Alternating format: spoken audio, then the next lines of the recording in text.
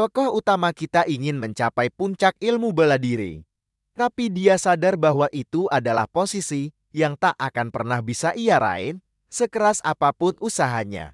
Namun, karena begitu putus asa untuk mencapai tujuannya, ia memutuskan untuk mengikuti sebuah legenda yang diwariskan dari generasi ke generasi. Konon katanya, ada sebuah buah emas yang berada di dalam sebuah kuil suci yang dijaga oleh seekor naga. Buah ini disebut-sebut bisa memberikan keabadian. Dan setelah pertarungan yang panjang dan sengit melawan naga itu, tokoh utama kita berhasil mendapatkan buah emas tersebut. Dia terkejut saat melihat bahwa buah itu ternyata benar-benar ada. Dan ia pun duduk di atas bangkai naga itu, layaknya seorang penakluk sejati, sebelum akhirnya bersiap untuk memakan buah tersebut. Dia yakin bahwa dengan memakan buah itu, dia akan bisa mencapai puncak ilmu bela diri. Nama tokoh utama kita adalah Gilfus Eldragon, dan ia dipuja sebagai yang terkuat di dunia. Beberapa dekade kemudian, Gilfus telah menua dan kini terbaring di ranjang kematiannya. Dia dikelilingi oleh anggota keluarganya, dan di sampingnya duduk putra sulungnya, Gilliam. Gilfus melihat putranya tampak sedih dan menasihatinya untuk tegar, mengatakan bahwa waktunya telah tiba. Gilliam bersedih karena akan kehilangan ayahnya, sama seperti saat ia kehilangan ibunya dulu.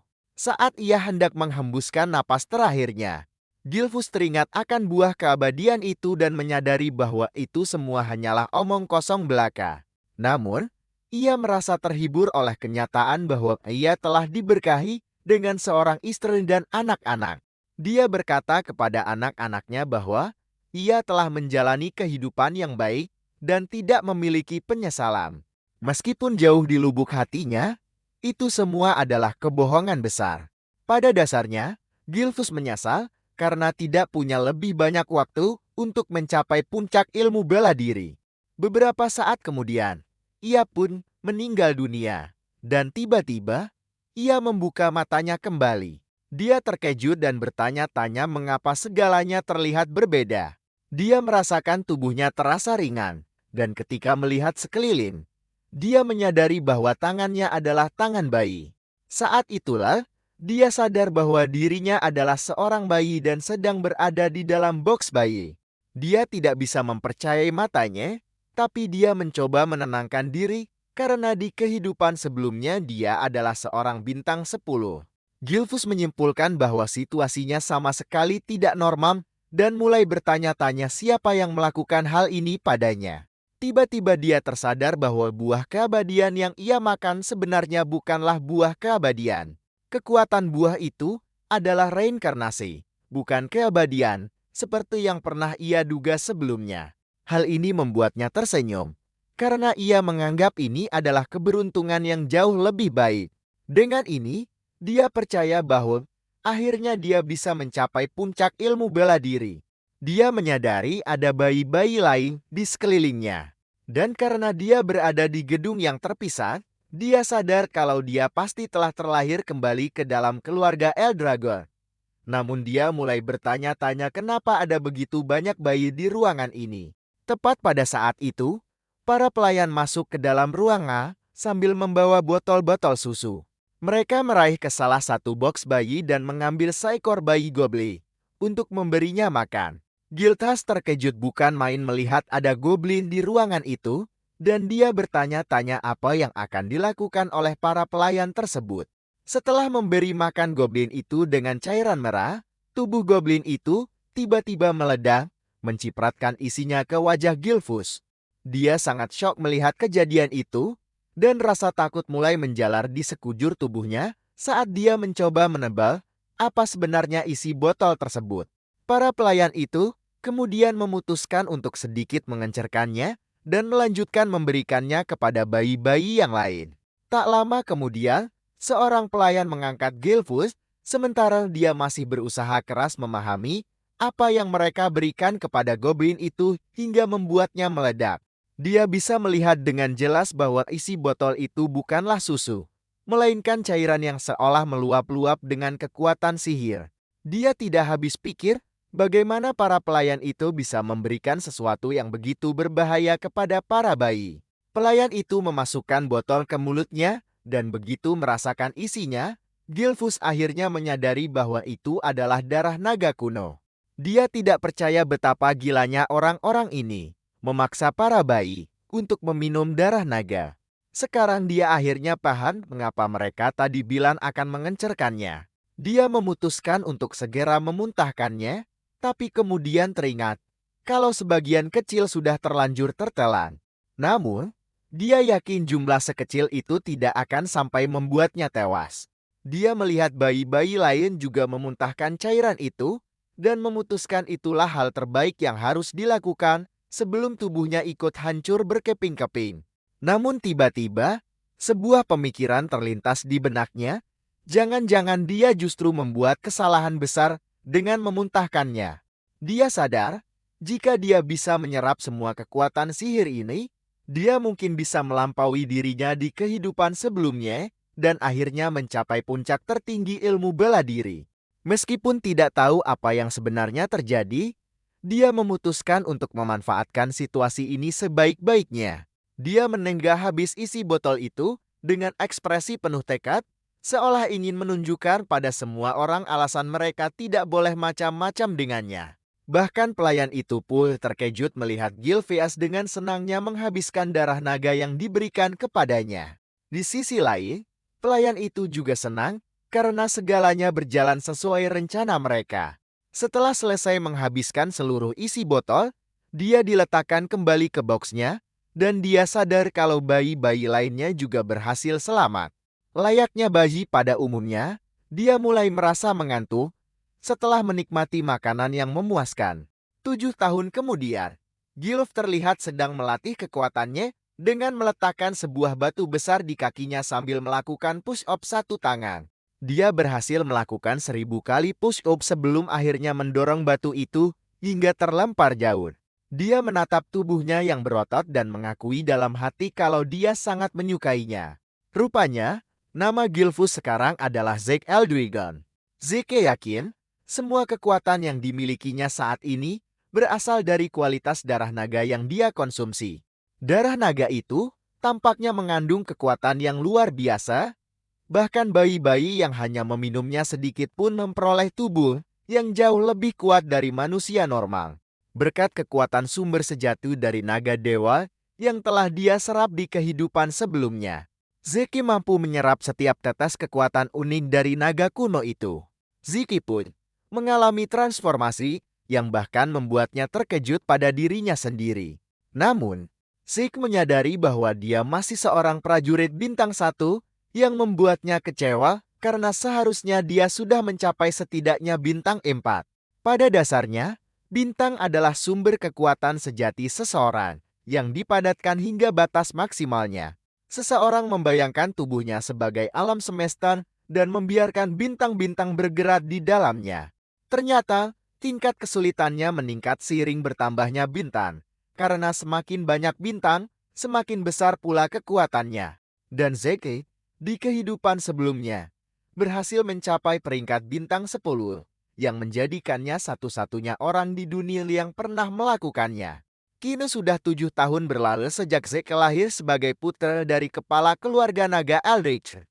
Tetapi dia adalah seorang anak tidak sah. Ibunya telah meninggal dunia, dan ayahnya tidak pernah sekalipun menunjukkan wajahnya. Zeke tak percaya kalau ayahnya adalah seorang sampah, dan tampaknya dia telah bereinkarnasi 1000 tahun kemudian, di mana dunia telah menjadi tempat bagi yang lemah untuk mati di tangan yang kuat. Ada juga sebuah ritual aneh yang dikenal sebagai ujian naga. Hanya para bayi yang selamat setelah meminum darah tersebut yang seharusnya dilatih sebagai prajurit naga. Tetapi Zeke belum menerima satupun pelatihan dari siapapun. Dia mencoba menanyakan beberapa hal kepada pelayan. Namun, pelayan itu hanya menjawab bahwa dia tidak berwenang untuk mengatakannya. Zeke meluapkan kekesalannya pada pelayan itu, mengingatkannya bahwa mereka yang lulus ujian seharusnya mendapatkan pelatihan tempur. Tapi dia hanya dikelilingi oleh para pelayar dan tidak ada satupun instruktur yang terlihat. Pelayan itu bertingkah seperti boneka saat bertanya pada Zeke apakah ada hal lain yang dia butuhkan. Tapi dia menjawab tidak, karena sebenarnya Zeke bisa mengurus dirinya sendiri, dan saat ini dia lebih fokus untuk membangun fisiknya daripada mendapatkan pelatihan tempur.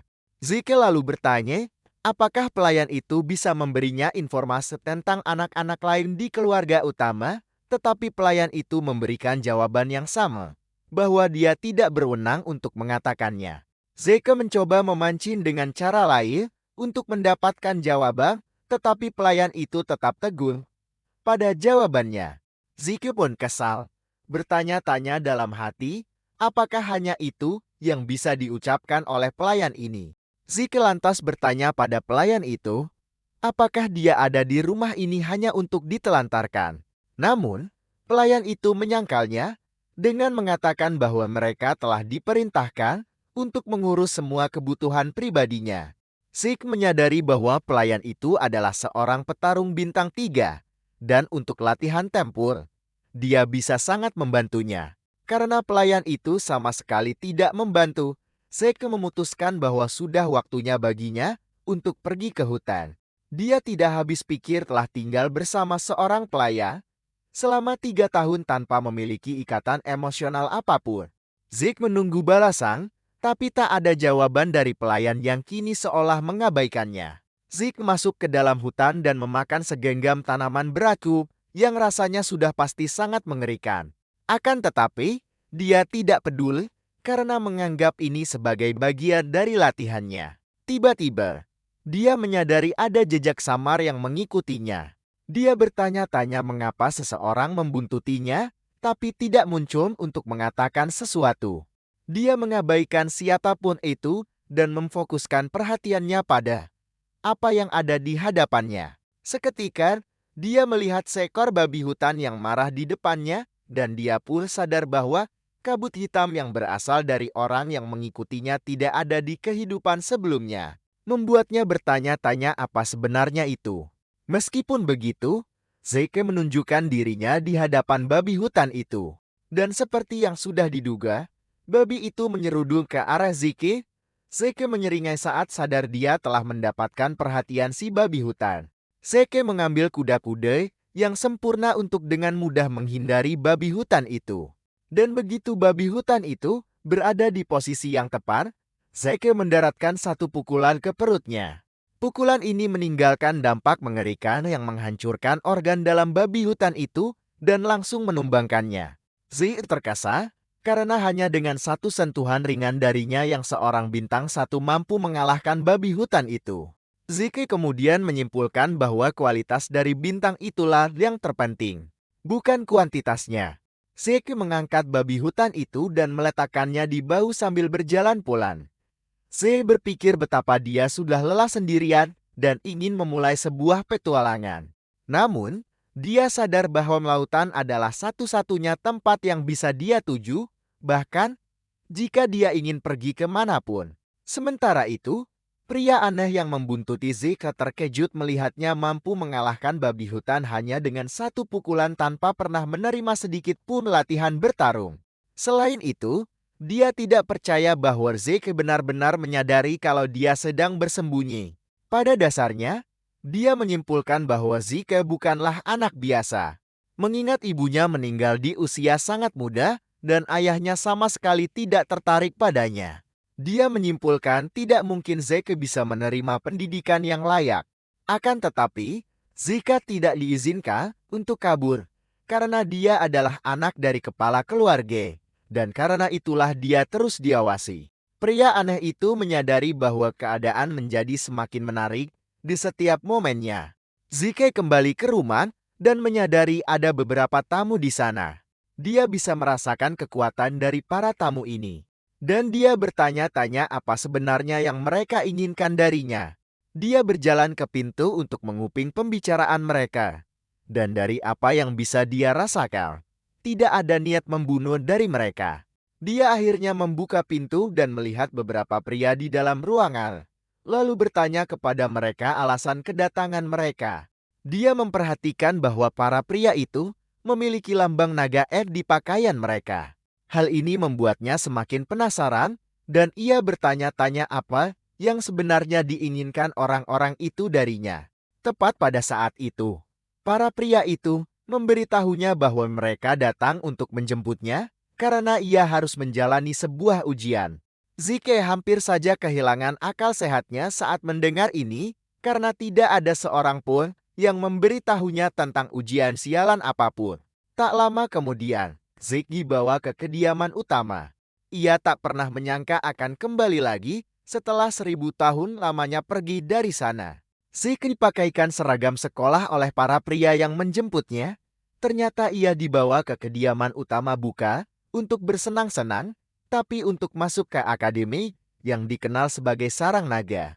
Ini adalah akademi yang didirikan oleh keluarga Eldragon, dan semua yang lahir di keluarga itu bertujuan untuk mendaftar di akademi tersebut. Rupanya, mereka semua menerima pendidikan saat menginjak usia 7 tahun, dan hari ini adalah hari ujian masuknya. Tapi masalahnya, Zeke sama sekali tidak pernah menerima pendidikan apapun. Namun, Zeke tidak punya pilihan lain selain mengikuti ujian itu karena sifatnya wajib. Itulah sebabnya ia sampai dijemput jauh-jauh dari tempat tinggalnya di hutan. Zeke merasa frustrasi dengan semuanya dan ini membuatnya menundukkan kepala menahan sakit. Saat murid-murid lain berjalan melewatinya, salah satu dari mereka yang berambut biru, Langus, menghampirinya. Langus berasal dari desa Sisik Tua, dan ia bertanya pada Zeke apakah dia baik-baik saja atau sedang dalam masalah. Zeke berbalik menatapnya dan dengan ketus bertanya apa maunya. Langus sepertinya orang yang pemalu, karena ia berkata pada Zeke bahwa ia hanya mencoba membantu karena Zeke terlihat sedang kesusahan. Zeke terkejut dengan pendekatan yang dilakukan Langus.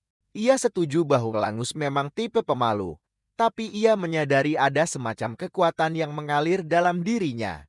Zeke pun bangkit berdiri dan meminta maaf karena sudah bersikap kasar. Kemudian, ia memperkenalkan dirinya. Dan ia memberitahu Langus bahwa ia hanya bingung dengan apa yang para kepala keluarga rencanakan untuk mereka. Langus selalu menjawab bahwa isi ujiannya tidak pernah berubah dari tahun ke tahun. Namun, Zeke menjelaskan bahwa ia sebenarnya sama sekali tidak tahu apapun tentang ujian itu. Langus terperangah saat menyadari bahwa orang di hadapannya ini benar-benar tidak tahu apa-apa soal yang ia bicarakan. Langus jadi khawatir apakah Zeke akan baik-baik saja, mengingat ia tidak tahu apa yang akan dihadapinya saat ujian. Langus kemudian memutuskan untuk bersusah payah menjelaskan semuanya pada Zeke. Tepat saat ia hendak mulai menjelaskan, sekelompok perundung muncul dari belakang, memanggil Langus si cebol. Bahkan Zeke pun kaget mendengar seseorang memanggil Langus seperti itu. Kelompok itu ternyata dipimpin oleh seorang laki-laki.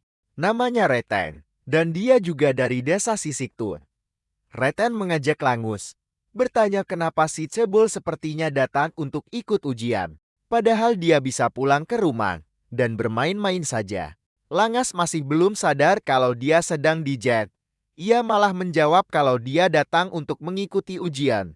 Tapi jawaban itu justru membuat Reten membentaknya dengan lebih keras. Reten menyebut Langus sampah dan mengatakan bahwa tidak mungkin orang sepertinya bisa masuk ke akademi. Reten terus menertawakan Langus sambil mengingatkannya kalau ayahnya adalah seekor naga tiruan. Zeke menyadari bahwa Langus sangat marah, terlihat dari tangannya yang terkepal erat. Tampaknya, keluarga naga El memiliki hierarki yang dibentuk oleh seorang raja absolut. Para pemula dikenal sebagai naga rendahan, sementara prajurit biasa disebut naga muda. Dan para kelas kapten adalah para naga dewasa. Duduk di puncak kekuasaan adalah para tetua atau kelas eksekutif dan mereka dikenal sebagai naga sesepun. Namun, ada satu tingkatan di paling bawah yang diperuntukkan bagi para buangan dan mereka disebut naga tiruan. Naga tiruan adalah mereka yang gagal memasuki sarang naga atau mereka yang tidak bisa lulus dari akademi. Pada dasarnya mereka dianggap sebagai naga palsu, tapi Langus ingin membuktikan bahwa orang sepertinya bukanlah barang palsu. Zeke kemudian memutuskan untuk ikut campur dan bertanya pada Reten. Bagaimana dia bisa tahu Langus itu sampah? Padahal ujiannya saja belum dimulai. Reten terkejut dengan campur tangan Zeke, lalu bertanya siapa dia dan apa dia punya masalah dengannya. Zeke menjawab santai, tapi dia hanya ingin tahu kenapa Reten berpikir mustahil bagi Langus untuk masuk ke akademi. Reten kemudian menjawab bahwa orang-orang seperti Langus adalah para pecundang lemah. Zeke kaget mendengarnya dan dengan enteng mengatakan pada Reten bahwa Langus lebih kuat darinya dan gerombolan sampahnya. Ini membuat Reten murka dan dia bertanya pada Zeke apakah dia menyiratkan bahwa mereka lebih rendah dari orang seperti Langus. Sebelum situasi semakin memanas, seorang penguji muncul dan memberitahu para siswa bahwa ujian masuk akan segera dimulai. Dia memberitahu para pendaftar bahwa mereka harus mengambil sebuah nomor tag setelah melakukan registrasi. Reten menatap Zeke dengan penuh rasa jijik, berjanji bahwa dia akan mengingat wajahnya. Zeke heran Reten sudah semarah itu dan bertanya-tanya, mengapa anak muda zaman sekarang gampang sekali naik pitam. Langus terkejut mendengar Zeke berkata begitu, karena umur mereka semua sebenarnya sama. Langus lalu menambahkan bahwa siapapun pasti akan marah jika disebut lemah. Zeke kemudian bertanya, apakah ujiannya wajib? Tapi Langus menyebutkan bahwa dia bebas untuk mundur jika merasa tidak punya kemampuan untuk mengikutinya. Hal ini cukup mengejutkan bagi Zeke. Tapi ini semakin membuktikan pada Langus bahwa Zeke tidak tahu apa-apa. Langus kemudian menyarankan Zeke untuk mundur saja, karena dia bisa terluka selama ujian. Zeke memberitahu Langus bahwa dia tidak punya niat sedikit pun untuk mundur. Langus heran melihat betapa percaya dirinya Zeke, meskipun dia sama sekali tidak tahu tentang ujiannya. Zeke lalu menyarankan agar mereka segera bergegas sebelum ujiannya dimulai. Tak lama kemudian, seluruh peserta ujian akhirnya dikumpulkan di satu tempat. Sang penguji berdiri di depan untuk menjelaskan detail dari ujian yang akan mereka hadapi.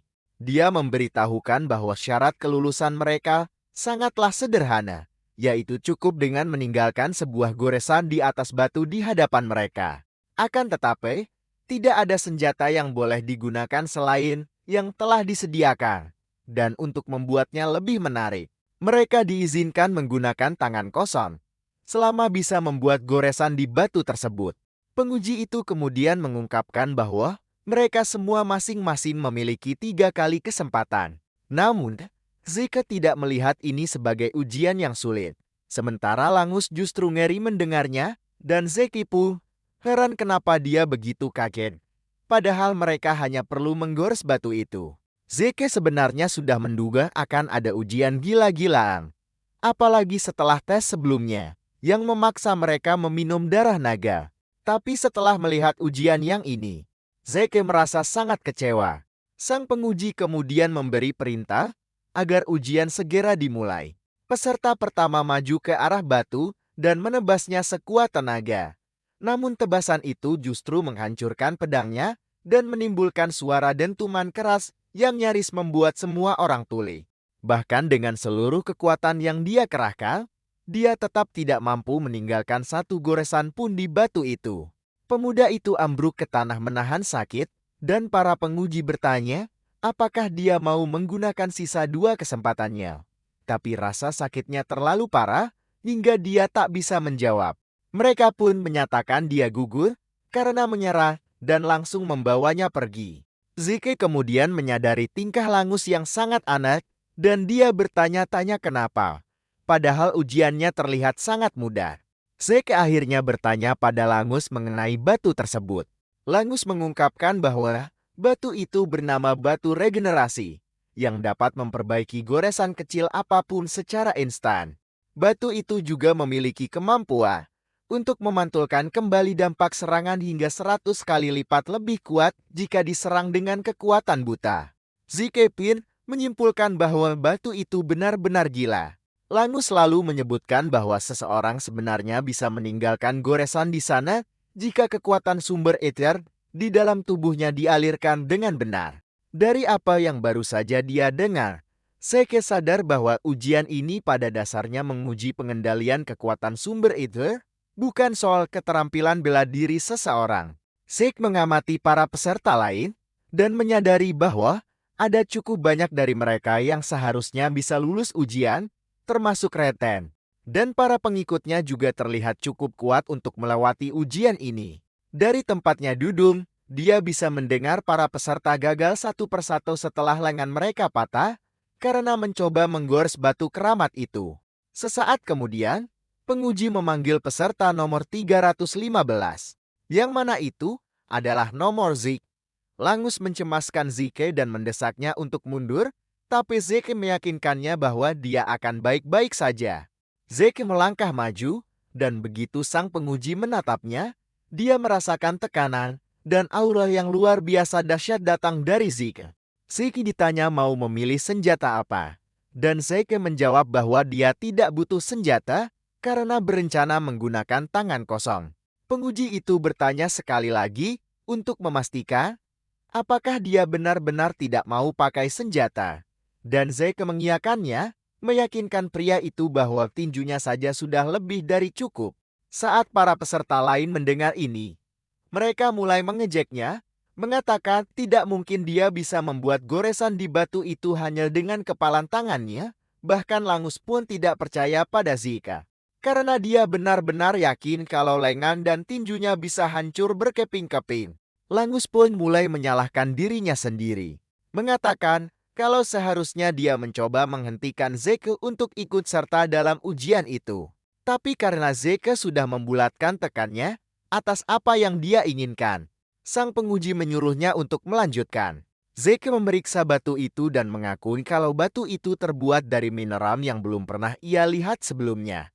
Dia menyimpulkan kalau benda itu adalah sesuatu yang terbentuk setelah 1000 tahun. Dia pun sadar kalau masih banyak sekali hal yang belum dia ketahui. Tapi dia memutuskan untuk memikirkan semua itu nanti saja. Zeke mengumpulkan kekuatannya, bersiap untuk menghantam batu itu. Dengan kekuatan sebesar itu, dia yakin sudah cukup untuk melakukan apa yang dia mau pada batu itu. Teknik yang ia gunakan disebut jurus tempur pembantai naga. Aura kuning terang terbentuk di sekitar tubuh dan lengannya saat dia menghantamkan lengannya ke batu tersebut. Hantaman itu menghancurkan bagian atas batu, meninggalkan suara yang menggelegar dan kepulan debu. Semua orang terkejut, tapi saat yang lain memejamkan mata, mata sang penguji tetap terbuka seolah itu bukan masalah besar. Sementara Zeke menghela napas lega. Tapi dia menyadari kalau teknik itu sedikit terlalu canggih untuknya di usianya saat ini. Dia memeriksa lengannya dan melihat ada darah mengalir. Seragamnya pun ikut sobek. Bukannya bangga karena berhasil menghancurkan batu itu, Zeke malah menyimpulkan kalau latihannya masih belum cukup. Para murid lain hanya bisa bertanya-tanya bagaimana dia melakukannya. Di sisi lain, Reten hanya bisa marah karena Zeke berhasil menghancurkan batu itu. Sementara Langus, mulutnya sampai menganga tak percaya. Karena Zeke adalah orang terakhir yang ia duga akan lulus ujian. Bahkan sang penguji menganggap apa yang baru saja dia saksikan adalah sebuah kemustahilan. Karena hanya seseorang dengan peringkat bintang 4 atau lebih tinggi yang seharusnya bisa menghancurkan batu regenerasi. Mengingat Zeke adalah anak tidak sah, sang penguji bertanya-tanya apakah dia entah bagaimana mewarisi kekuatan keluarganya. Sang penguji juga merasa pernah melihat jurus yang digunakan Zeke di tempat lain. Kemudian Zeke berjalan menghampiri penguji dan menanyakan hasil ujiannya.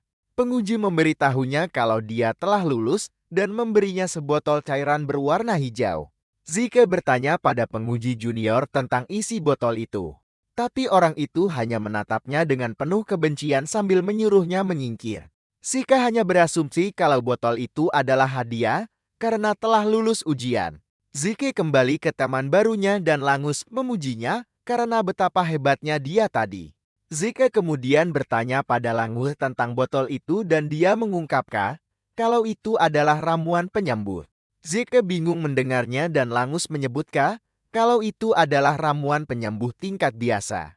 Zeke kembali memeriksa cairan itu dan menyadari bahwa wujudnya sama sekali tidak terlihat seperti racun. Dia pun mulai curiga, jangan-jangan ramuan penyembuh yang diberikan padanya ini sebenarnya adalah sebuah eliksir. Setahunya, eliksir adalah ramuan yang dibuat dari material super langka yang dipadukan dengan tanaman obat yang hanya bisa tumbuh di dimensi-dimensi rahasia. Tidak hanya itu, inti eliksir murni dari para monster ilahi dan makhluk fantom juga ditambahkan ke dalamnya. Meminum eliksir pada dasarnya akan menyembuhkan luka lama maupun baru secara instan, sekaligus meningkatkan ether penggunanya. Akan tetapi, proses pemurnian eliksir sangatlah rumit, mengingat bahan-bahannya sendiri luar biasa sulit untuk didapatkan. Itulah sebabnya benda ini sangat jarang beredar di pasaran. Zeke pun menyenggak armon penyembuh itu dan benar saja yang tadi dengan hancur telah lumpuh seperti siaga lama. Zeke benar-benar terpana dan sadar kalau ramuan penyembuh ini sungguh sebuah eliksir. Langus lalu berkata kalau dia tidak tahu apa itu eliksir. Tapi ramuan penyembuh naga memang jauh lebih manjur daripada yang dijual di toko-toko. Bagi Langus, hal ini terdengar biasa saja, sementara Zeke masih syok bukan main. Bagaimana tidak? Semua lukanya sembuh total dalam sekejap mata. Namun, ia menyadari tidak ada lonjakan ether seperti yang biasa ia rasakan saat meminum eliksir. Langus lalu berkata pada Zeke kalau dia sebenarnya cukup hebat. Tapi Zeke sama sekali tidak sependapat dengan pujian itu. Zeke mengamati botol itu dan menyadari bahwa isinya pada dasarnya adalah puncak pencapaian pengetahuan manusia selama lebih dari 1000 tahun. Langus lalu mengingatkan Zeke kalau dia itu sangat kuat. Dan Zeke menjawab bahwa tujuannya adalah menjadi yang terkuat. Jadi dia tidak heran dengan kekuatannya sendiri. Tak lama kemudian, Reten dan gerombolan perundungnya maju untuk giliran tes mereka, dan semuanya berhasil lulus. Zeke sama sekali tidak kaget, karena dia sudah menduga kalau mereka pasti akan lulus. Akhirnya, peserta nomor 414 pun dipanggil, dan ternyata dia adalah Langus. Saat Langus menuruni tangga, Zeke melihat temannya itu sangat gugup dan menyemangatinya untuk tenang, meyakinkan bahwa semuanya akan baik-baik saja. Langus malah berbalik dan meminta Zeke untuk berhenti memasang ekspektasi yang terlalu tinggi padanya. Setibanya Langus di arena ujian, ia langsung mengambil sebilah pedang. Hal itu membuat Zeke bertanya-tanya, apa yang sebenarnya mau dilakukan oleh temannya itu. Langus menarik napas dalam-dalam dan melancarkan tebasan pedangnya ke batu besar itu. Namun ia gagal meninggalkan bekas goresan sedikit pun dan bahkan sampai terjatuh. Seperti biasa, sang penguji memberitahunya bahwa ia masih punya 2 kesempatan lagi.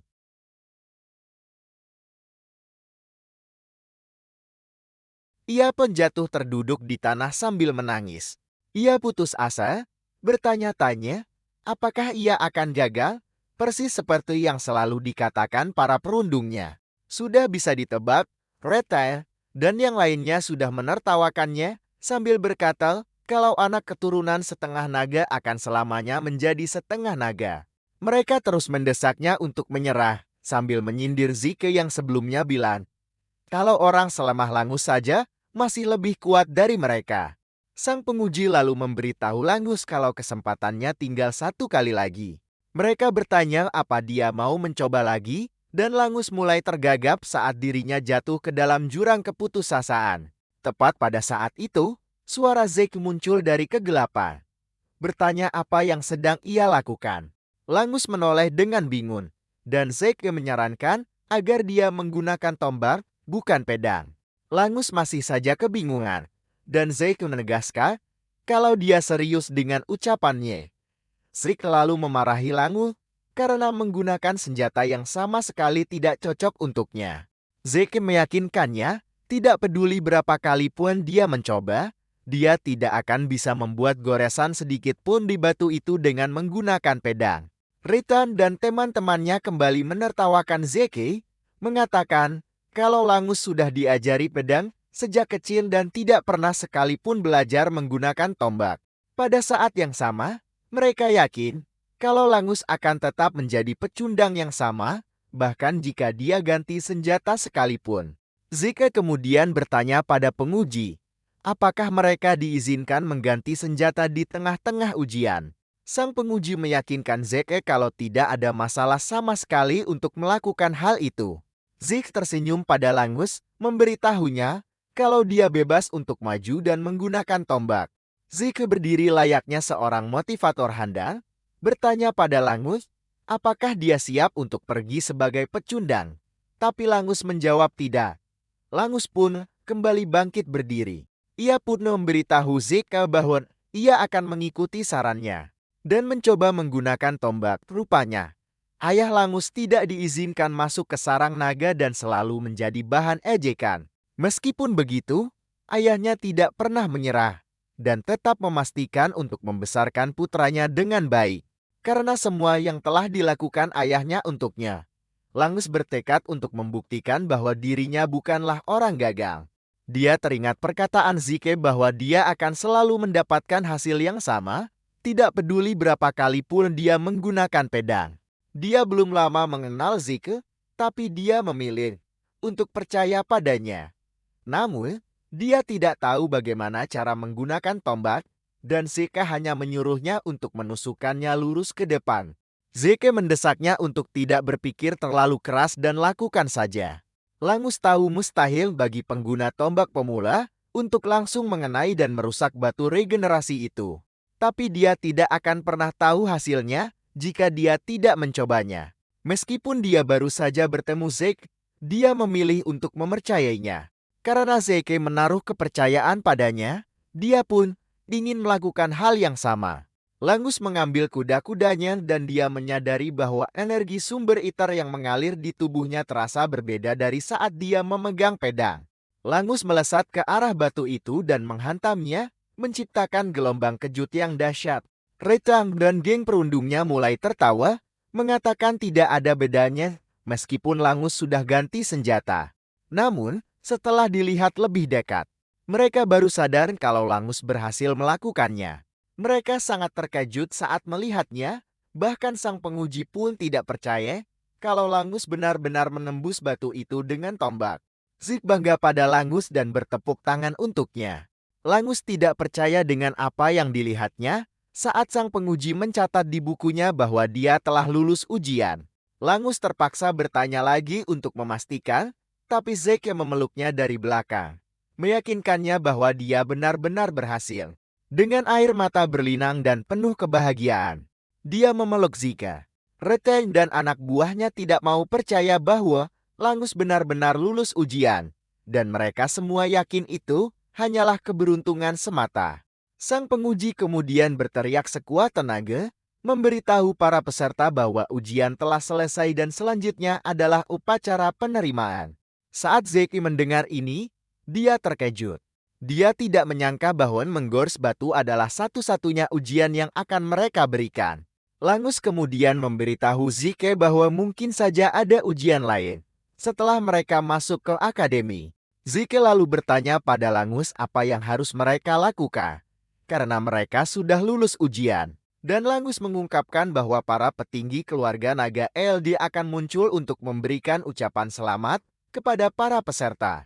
Tiba-tiba, sekelompok pria beraura dahsyat muncul dari kejauhan, berjalan menuju para siswa. Di antara mereka, ada seorang pria yang menarik perhatian Zeke, dan dia bertanya pada Langus, siapa pria berwajah suram itu. Langus tidak percaya, Zeke baru saja menjelek-jelekan kepala keluarga. Zeke tidak menahan diri saat dia menyebut kepala keluarga itu pria jalan. Tetapi sebelum dia bisa mengatakan lebih banyak, Langus menutup mulutnya dengan tangannya. Langus memohon agar Zeke diam dan tidak mengatakan apa-apa lagi. Dan meskipun itu sulit, Zeke memutuskan untuk tetap diam. Zeke menatap para pria yang dianggap sebagai pasukan naga L.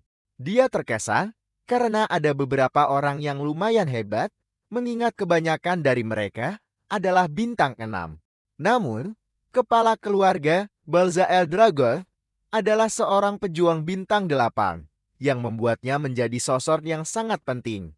Dulu di masanya, Hanya ada beberapa orang bintang 8 di dunia. Dan Zeke bertanya-tanya berapa banyak yang akan tersisa. Zeke kemudian memberitahu Langus apa yang dia rasakan. Dia memberitahunya bahwa dia tidak menyukai Balza. Dia bahkan tidak peduli jika pria itu adalah ayahnya atau bukan. Tiba-tiba, Balza melangkah maju dengan aura yang sangat menekan untuk berbicara kepada para siswa. Dia hanya mengucapkan beberapa patah kata kepada para siswa, yaitu menyuruh mereka untuk menjadi darah dan daging dari naga Eldritch. Namun, kata-kata itu membawa beban yang berat bersama dengan auranya, membuat semua siswa kecuali Zeke mulai gemetar. Bahkan Langus mengeluh betapa sulitnya baginya untuk bernapas, tetapi Zeke tidak merasakan apapun dari kehadiran Balza. Yang bisa dia rasakan terhadap Balza hanyalah kebencian murni. Meskipun dia tidak tahu kenapa. Setelah selesai memberikan pidatonya kepada para siswa, Balza pun berbalik badan dan pergi. Kemudian, seorang tetua lainnya maju untuk mengambil alih.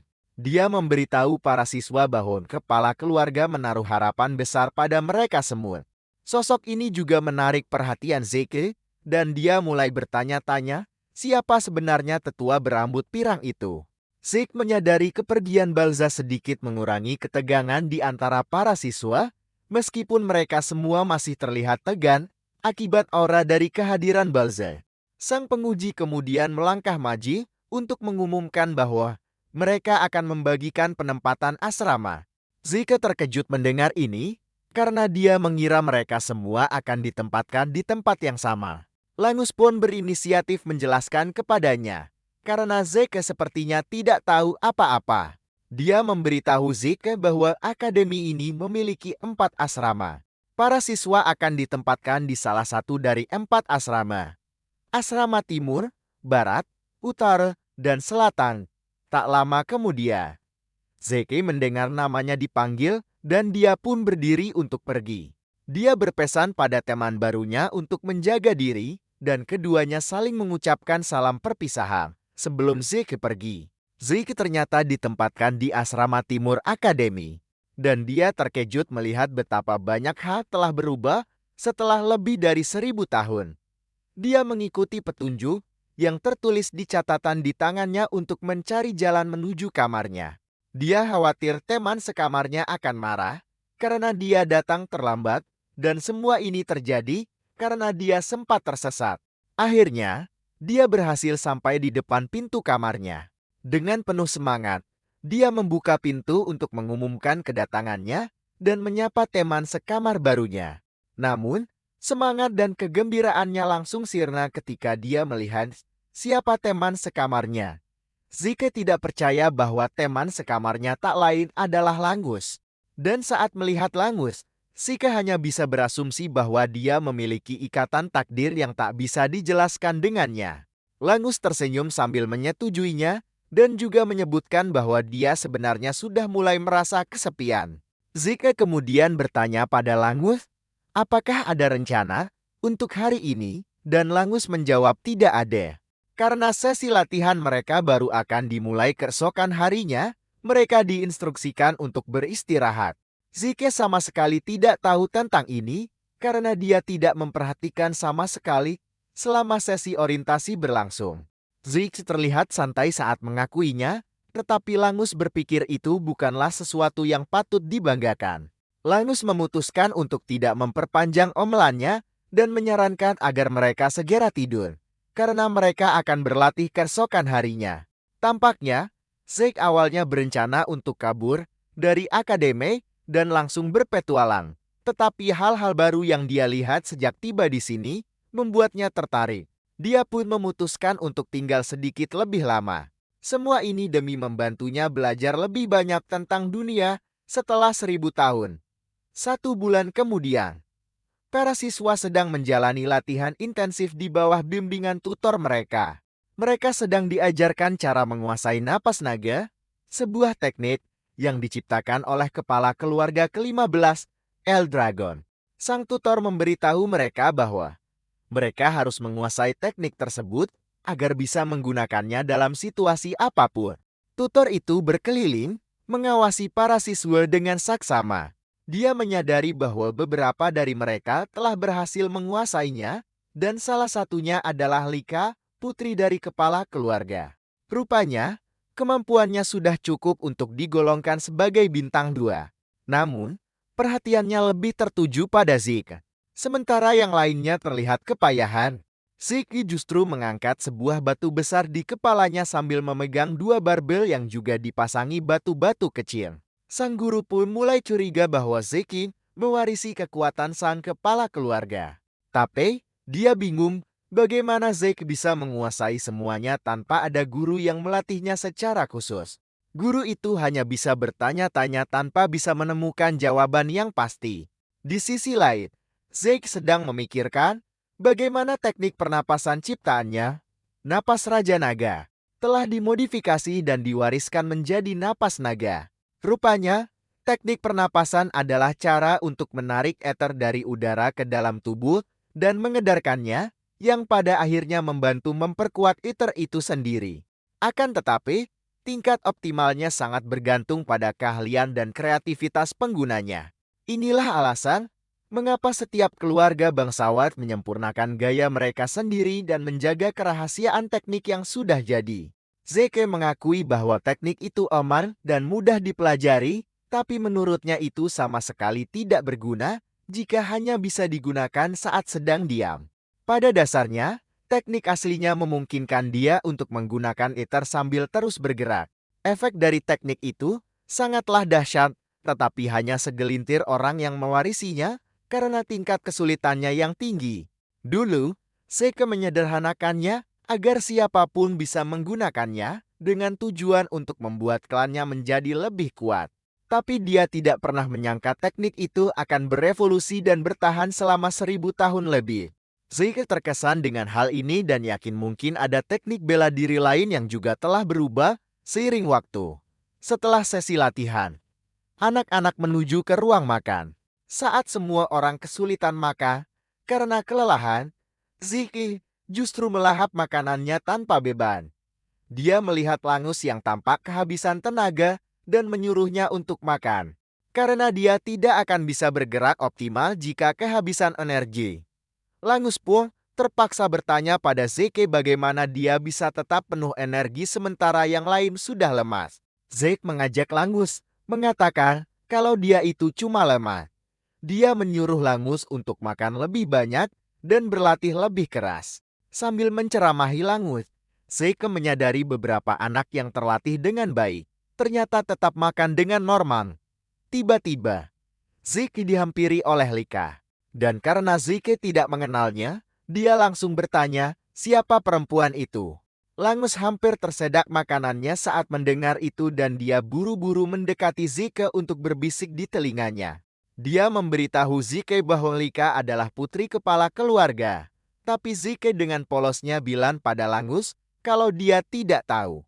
Langus hampir mati karena panik saat dia memberitahu Zeke bahwa mereka bahkan tidak seharusnya berbicara dengan Lika. Zeke hanya menatapnya dengan tatapan bodoh sambil mengatakan bahwa dia juga putra kepala keluarga, meskipun anak haram. Langus dan Lika sama-sama terkejut mendengarnya. Dan Lika pun bertanya apakah yang dikatakannya itu benar. Zeke dengan tenang menjawab bahwa dia tidak punya alasan untuk berbohong. Lika kemudian bertanya, bagaimana dia bisa menjadi begitu kuat hingga mampu menghancurkan batu regenerasi dengan tangan kosong. Lika terlihat benar-benar tertarik, tapi Zeke hanya menjawab bahwa dia bisa melakukannya karena dia memang pria yang keren.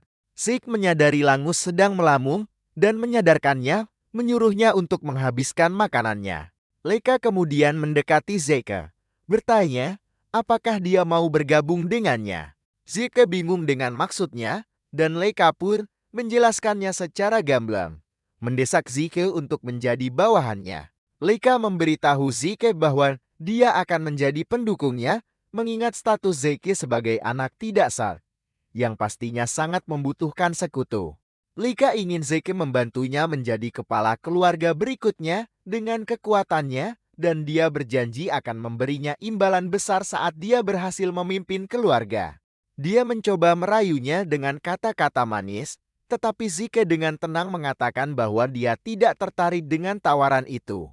Mendengar ini, Leika berasumsi bahwa Zeke juga mengincar posisi kepala keluarga.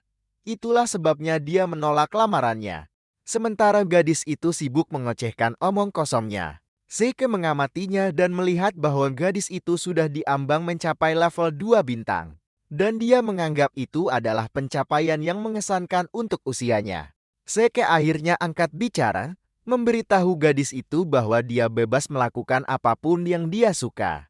Karena dia sama sekali tidak tertarik pada urusan keluarga, Lika terkejut mendengarnya dan menjadi semakin gigih. Bertanya apa yang sebenarnya diinginkan Zeke. Zeke menjadi muak dan dengan marah menusukkan pisau makannya ke meja sambil melepaskan tekanan mengerikan dari tubuhnya untuk memberitahu Lika bahwa dia tidak berminat melayani siapapun. Zeke mengatakan dia ingin sendirian. Karena jelas, dialah yang terkuat. Lika bisa merasakan tekanan dari Zeke yang membuatnya benar-benar terkejut. Dia tidak percaya aura Zeke bisa membuatnya takut, sementara Zeke terus melanjutkan makannya. Sementara itu, Langus mencoba untuk menenangkan situasi. Lika akhirnya kehilangan kesabaran dan menantang Zeke untuk berduel.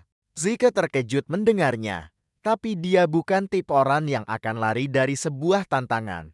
Dalam sekejap, berita tentang duel itu menyebar di antara para siswa, bahwa Naika akan berduel di lapangan latihan. Para siswa bergegas untuk menonton duel itu, dan sementara Langus panik, Zeke justru bersikap sangat santai. Langus mencoba mengingatkan Zeke bahwa dia akan melawan Lika, tetapi Zeke hanya menjawab bahwa dia tidak tahu siapa perempuan itu. Zeke kemudian menyadari Langus juga bersikap formal dan bertanya kenapa. Ya ampun, jenius, itu karena kau adalah putra kepala keluarga, kata Langus.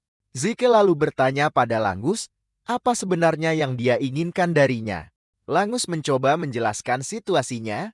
Dia berkata Lika adalah putri Balzul dan juga memiliki darah Tifona, yang merupakan salah satu dari 4 keluarga besar pendukung Eldrigon. Langus mengatakan Lika adalah seorang jenius, karena dia mampu menguasai semua jenis ilmu pedang yang berasal dari keluarga Tifona. Zeke hanya berdiri di sana dengan santai sambil memberitahu Langus bahwa satu-satunya hal yang dia tahu adalah fakta bahwa gadis itu putri Balza. Zeke mulai tertawa, mengatakan bahwa ketidaktahuannya justru membuat segalanya lebih seru. Dia menganggap ini sebagai perkembangan yang menarik. Sementara Langus memarahinya, mengatakan bahwa tidak mungkin dia bisa menang melawan Lika. Langus bertanya, kenapa dia menerima tantangan itu? Dan Zeke menjawab bahwa sudah jelas dia harus menerimanya jika ditantang berduel. Selain itu, Zeke menatap Lika dan menyimpulkan bahwa gadis itu terlihat lebih siap untuk duel ini. Lika kemudian membentak Zeke untuk berhenti mengoceh sambil menatapnya tajam, dengan pedangnya tertancap di tanah layaknya seorang ksatria sejati. Dan bertanya, apakah Zeke siap untuk diajari sopan santun? Melihat keduanya sudah siap untuk bertarung, Langus pun meninggalkan arena untuk mereka. Sambil berlari menjauh, Langus mengingatkan Zeke untuk berhati-hati. Sekarang, setelah mereka tinggal berdua, Zeke bertanya pada Lika kenapa dia begitu ngotot ingin melawannya. Lika menjawab bahwa dia mengincar posisi sebagai kepala keluarga berikutnya. Dan untuk mendapatkan kursi itu, dia ingin mengalahkan Zeke dan membuatnya menjadi bawahannya. Zeke sangat terkejut mendengarnya dan mulai bertanya-tanya apa hubungan semua ini dengan dirinya. Lika heran melihat Zeke yang bersikap begitu acuh tak acuh. Dan dia bertanya, apakah Zeke tidak mengetahui kebenaran tentang keluarganya? Karena statusnya sebagai anak tidak sah. Zeke baru saja akan mengatakan bahwa dia tahu, tapi Lika langsung memotongnya. Lika menjelaskan bahwa termasuk Zeke, ada 5 pewaris yang bersaing untuk menjadi kepala keluarga berikutnya. Zeke adalah satu-satunya yang tidak membawa darah dari salah satu dari 4 keluarga besar Eldrigon. Intinya, keluarga yang anggotanya menjadi kepala keluarga berikutnya akan memegang kekuasaan terbesar. Itulah sebabnya mereka semua berjuang untuk menjadi yang terbaik di akademi. Dan untuk bisa melawan saudara-saudaranya, Leica berkata bahwa dia membutuhkan lebih banyak sekutu. Seluruh penjelasan itu membuat Zeke benar-benar bingung, tetapi dia berhasil menangkap inti permasalahannya. Leica menegaskan bahwa dia bertarung untuk mengamankan posisinya, dan tanpa membuang waktu lagi, dia langsung menerjang ke arah Zeke. Dia bertekad untuk mengalahkan Zeke, dan dengan pedangnya, dia mencoba menebas Zeke, tetapi Zeke tiba-tiba melangkah mundur menghindar. Zeke berhasil menghindari serangan itu, tetapi sabetan pedangnya meninggalkan bekas retakan besar di tanah. Leica tidak mau menyerah, dia segera bangkit kembali untuk menyerang Zeke sekali lagi. Dia mengayunkan pedangnya dengan ganas dan penuh kekuatan, membuat para penonton benar-benar terpukau. Mereka memuji Leica karena kehebatannya dalam berpedang, meskipun yang digunakannya hanyalah pedang latihan. Seolah mendengar sorak-sorai penonton yang mendukungnya, dia semakin meningkatkan intensitas serangannya pada Zeke. Namun, Zeke hanya terus melompat-lompat di sekitar arena untuk menghindari setiap serangannya. Sementara itu, para penonton justru dibuat terpana oleh betapa kuatnya Leica. Wajar saja, mengingat dia adalah putri dari sang kepala keluarga. Mereka yakin Leica akan segera menyelesaikan pertandingan ini. Namun tanpa mereka ketahui, Leica sendiri sudah mulai frustrasi karena Zeke hanya terus menghindar. Zeke terlihat sangat mudah menghindari serangan Leica yang memaksanya untuk meragukan kemampuannya sendiri yang bahkan tak bisa mendaratkan satu serangan pun. Zeke memuji Leica, mengakui bahwa gerakannya sebenarnya cepat dan teknik yang digunakannya juga terlihat hebat. Zeke bahkan menambahkan bahwa kemampuannya lebih baik dari Ksatria Bintang 1 pada umumnya. Leica pun marah dan membentak Zeke, menyuruhnya untuk bertarung sungguhan, bukan hanya bicara. Karena memang itu yang diinginkan Leica, Zeke memutuskan untuk menunjukkan sedikit kekuatannya. Zeke dengan mudah menghindari tebasannya sebelum melayangkan satu pukulan telak ke arah dadanya. Pukulan itu mengirimkan gelombang kejut ke seluruh tubuhnya, membuatnya langsung batuk darah. Leica langsung jatuh berlutut kesakitan, membuat para siswa lain terperangah. Sambil menahan sakit, Leica menatap Zeke dan bertanya, mengapa dia tidak bisa mendaratkan satu serangan pun. Padahal seharusnya dia jauh lebih unggul. Zeke mengakui bahwa Leica memang lebih cepat dari kebanyakan ksatria bintang 1 yang pernah ia temui, tetapi ia menegaskan bahwa, pada akhirnya, Leica tetaplah seorang ksatria bintang 1. Leica kemudian membantah, mengingatkan Zeke bahwa dia juga hanya bintang 1. Zeke menjelaskan bahwa dia bisa dengan mudah membaca gerakannya berkat cara Leica bernapas, kedutan ototnya, dan bahkan perubahan tatapan matanya. Selain itu, pengalamannya jauh lebih banyak daripadanya. Zeke menjelaskan hal ini dengan cara yang begitu sombong, sehingga memaksa Leica untuk bangkit kembali. Dia kembali menerjang ke arah Zeke dengan pedang di tangan, siap untuk menghancurkannya, tetapi bahkan dengan serangan mendadak itu, Zeke masih menghindar dengan melompat akrobatik ke belakang. Ini membuat Leica jelas-jelas terbuka untuk serangan Zeke, dan Zeke menghukumnya dengan meninjunya langsung hingga terpental ke dinding yang gaul. Dia menabrak dinding dan meninggalkan kepulan debu besar yang menutupi area itu. Para penonton terkejut saat melihat ini, bertanya-tanya, apakah Leica benar-benar sudah kalah? Langus sangat gembira melihat ini dan dia bergegas kembali ke arena, mengatakan pada Zeke betapa hebatnya dia. Namun, Zeke memberitahu Langus bahwa pertarungan ini belum berakhir. Zeke terkesan bahwa Leica ternyata mampu menahan pukulannya.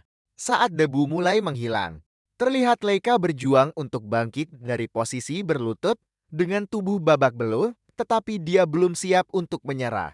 Langus mencoba menyuruhnya berhenti karena kondisinya bisa menjadi lebih parah. Zeke kemudian menyuruh Langus untuk mundur karena situasinya akan menjadi lebih serius. Dan jika Langus terluka, Zeke tidak akan bertanggung jawab atas hal itu. Zeke sudah menduganya dan sekarang dia memastikan bahwa Leica telah mencapai level bintang 2. Leica bangkit berdiri dan aura yang menyilaukan berputar di sekelilingnya. Para penonton segera menyadari bahwa Leica telah mencapai level bintang 2. Ranah bintang 2 adalah tingkatan di mana penggunanya bisa memproyeksikan kekuatan sumber sejati keluar tubuh untuk seni bela diri. Proyeksi inilah yang pada dasarnya dikenal sebagai aura. Leica tampak lebih kuat dan dia berterima kasih pada Zeke karena telah mendorongnya hingga bisa mencapai level bintang 2. Dengan murka, dia menerjang ke arah Zeke, siap untuk menjatuhkannya. Pedangnya mengikuti jejak aura keemasan, dan Zeke mengakui bahwa Leica menjadi lebih kuat dan lebih cepat. Zeke terus mempermainkannya, sampai dia salah menilai kekuatannya, dan akhirnya wajahnya tergores. Leica menyadari bahwa Zeke tertegun, dan dia menggunakan momen itu untuk menyombongkan kekuatan seorang bintang 2. Dia meyakinkan Zeke bahwa dia akan menghadapi seni pedang agung roh petir yang sesungguhnya. Di sisi lain, Zeke justru bersemangat karena akhirnya dia akan menyaksikan sesuatu yang belum pernah dia lihat di masa lalu. Dia sangat tidak sabar untuk melihat apa yang Leica siapkan untuknya. Leica kemudian mengaktifkan teknik kilat cahaya gunturnya yang mengenai Zeke bahkan sebelum dia sempat bergerak. Membuatnya benar-benar terkejut dan bertanya-tanya, bagaimana Leica bisa mengendalikan petir. Zeke mengakui kalau Leica memang cukup gila. Tapi Leica tidak melihat sedikit pun penyesalan darinya karena Zeke malah tersenyum. Leica dengan marah mengaktifkan teknik lain dan menyerang Zeke, membuatnya sampai pada kesimpulan bahwa apapun yang dilakukan Leica ini sudah keterlaluan baginya. Dia tahu tubuhnya belum bisa menahan apa yang dilakukan Leica padanya. Dan saat dia masih mencoba mengumpulkan informasi tentang kondisinya, para penonton semua tercengang. Mereka tidak pernah menyangka seseorang yang merupakan prajurit bintang 1 bisa berhadapan langsung dengan Leica. Zeke menyadari bahwa gerakan Leica tidak banyak berubah, tetapi peningkatannya menjadi bintang 2 telah memberinya kekuatan ledakan yang tiba-tiba. Zeke terpaksa mengakui bahwa Leica benar-benar hebat, ditambah lagi fakta bahwa diselimuti petir sepetei yang dilakukannya pada dasarnya mustahil 1000 tahun yang lalu. Dengan cara Leica bergerak, Zeke menyadari bahwa dia bisa melancarkan serangan balasan. Tapi dia penasaran ingin melihat kekuatan penuh Leica. Jadi dia siap menerima serangan. Sampai saat itu tiba Leica kesan, karena Zeke masih berani-beraninya tersenyum, bahkan ketika dia dalam situasi yang begitu buruk. Dia menyimpulkan bahwa Zeke dipenuhi dengan kepercayaan diri yang berlebihan, dan memutuskan bahwa dia akan merenggut kepercayaan diri itu darinya. Dia melesat ke arah Zeke dengan teknik yang jauh lebih mematikan dan lebih cepat, yang tidak bisa dihindari oleh Zeke. Zeke melihat serangan itu menghantamnya dan dia terlempar ke dinding, meninggalkan ledakan keras yang membuat semua orang yang menonton khawatir akan keselamatannya. Kemudian debu pun mulai menghilang, dan Zeke masih berdiri tegak dengan senyum di wajahnya. Hal ini membuatnya marah lagi, dan dia menyerangnya dengan serangan sambaran petir lainnya. Untuk membuatnya berlutut, Langus berlari menghampiri, menyuruh Leica untuk menghentikan serangan. Tetapi Leica menolak, menjawab bahwa Zeke masih berdiri. Leica mengklaim bahwa dia tidak bisa berhenti, karena itu hanya akan menghancurkan harga dirinya. Leica berjanji akan bersikap lunak pada Zeke jika dia menyerang dan bersumpah setia padanya. Namun Zeke tetap diam 1000 bahasa. Dan Leica bisa melihat dengan jelas bahwa meskipun dia bukan anak Sar, harga dirinya sebagai seorang naga tetap ada dalam dirinya. Karena dia bersikap begitu angkuh, Leica memutuskan bahwa dia akan menggunakan semua yang dimilikinya untuk menyelesaikan pertarungan. Dia mengaktifkan seni pedang agung roh guntur, guntur surgawi, dan dia menyerang Zeke dengan jurus itu. Zeke tidak bisa bergerak dari tempatnya dan menerima seluruh kekuatan serangan tersebut. Tubuhnya disambar begitu banyak petir hingga dia berteriak kesakitan. Begitu serangan itu berakhir, Zeke jatuh ke tanah yang hancur, tidak memberikan respon. Leica akhirnya menancapkan pedangnya ke tanah, percaya bahwa pertandingan telah usai. Namun, yang sangat mengejutkannya, dia mendengar suara Zeke di belakangnya mengatakan bahwa dia akhirnya mengerti cara kerjanya. Leica berbalik dan yang lebih mengejutkan lagi, tubuh Zeke sekarang berkilauan, menunjukkan fakta bahwa dia sekarang bisa menggunakan listrik. Hal ini mengejutkannya dan juga membuatnya bertanya, mengapa Zeke bisa menggunakan listrik. Zeke juga terkejut, karena dia tidak tahu bahwa ini yang mereka sebut listrik. Dia berjalan ke arah Lika dengan bangga, memberitahunya bahwa dia sebenarnya tidak tahu bagaimana dia bisa melakukannya. Namun, dia sengaja membiarkan dirinya terkena serangan agar bisa mempelajari kekuatan Lika. Dan sebelum dia menyadarinya, dia sudah bisa menggunakannya. Bahkan setelah mendengar penjelasannya, Lika pada akhirnya tetap bingung karena apa yang dikatakan Zeke seharusnya adalah hal yang mustahil. Yang Zeke tahu hanyalah saat Lika terus menghantamnya dengan serangan, dia tanpa henti menggunakan napas Raja Naganya. Dan energi petir itu akhirnya bereaksi terhadap napas sang raja miliknya. Hal itu pada akhirnya menumpuk petir di dalam tubuhnya. Dan dalam sekejap, ia mendapati dirinya mampu mengendalikan petir.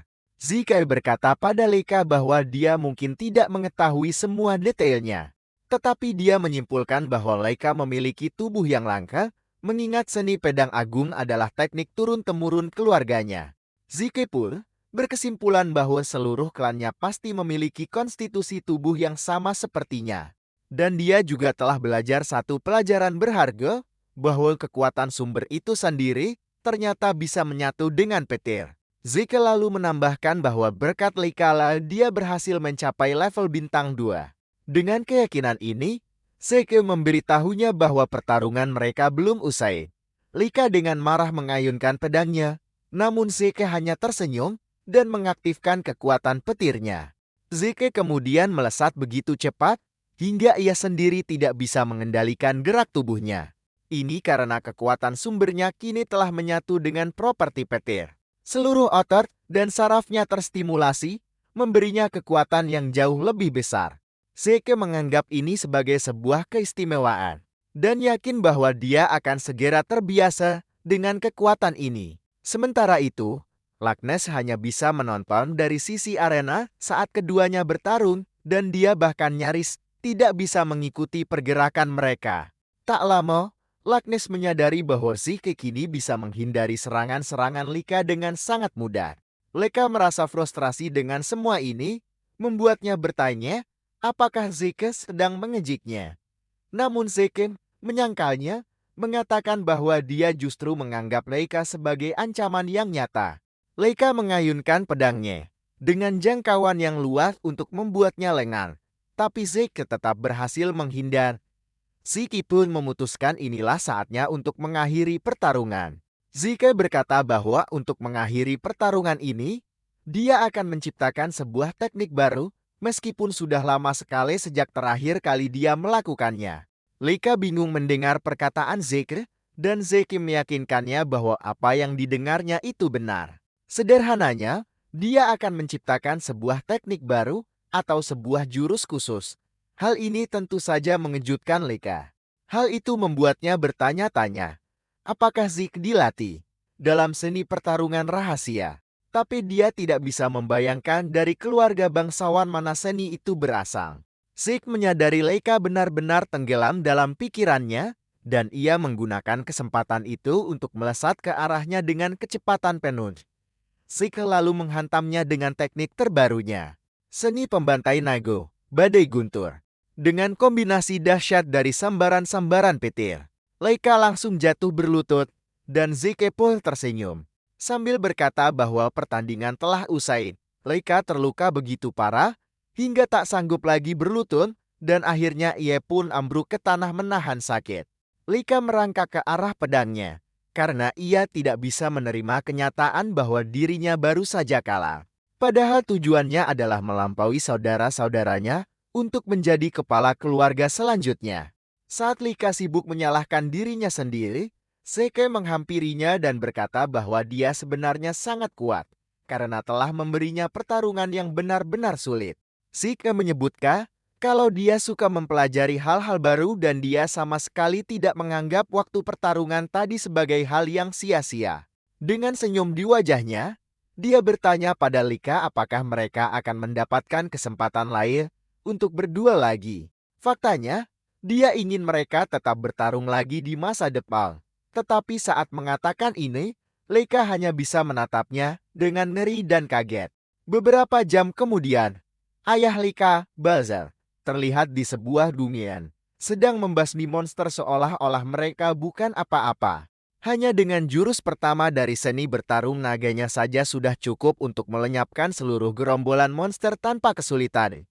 Dia sedang asyik dengan kegiatannya saat seorang utusan memasuki Dungel untuk memberitahunya tentang laporan terbaru mengenai putrinya.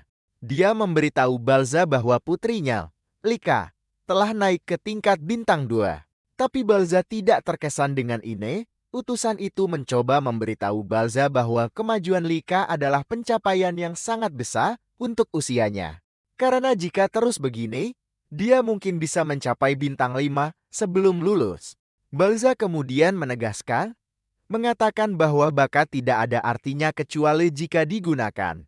Dia mendesak utusan itu untuk kembali dengan lebih banyak berita ketika Lika akhirnya menggunakan kekuatan barunya. Tepat saat itu, utusan tersebut memberitahu Balza bahwa Lika baru saja kalah dalam pertarungan dan Balza mengira dia bertarung melawan seorang senior. Namun, utusan itu memberitahunya bahwa orang yang mengalahkan Lika adalah putra tidak sahnya, Zeke. Balza teringat pada Zeke karena wanita yang melahirkannya. Balza mengakui bahwa ibu Zeke memang memiliki bakat. Tapi dia tahu ibunya sudah lama meninggal sebelum Zeke lahir. Ini membuatnya bertanya-tanya, bagaimana dia bisa memperoleh keterampilan yang digunakannya untuk mengalahkan seorang bintang 2. Utusan itu kemudian menyebutkan bahwa hal yang luar biasa dari semua ini adalah Zeke berhasil mencapai bintang 2 sendirian.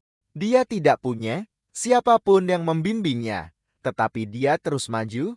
Mendengar ini, Balza memutuskan bahwa sudah waktunya mereka memulai ujian pertama.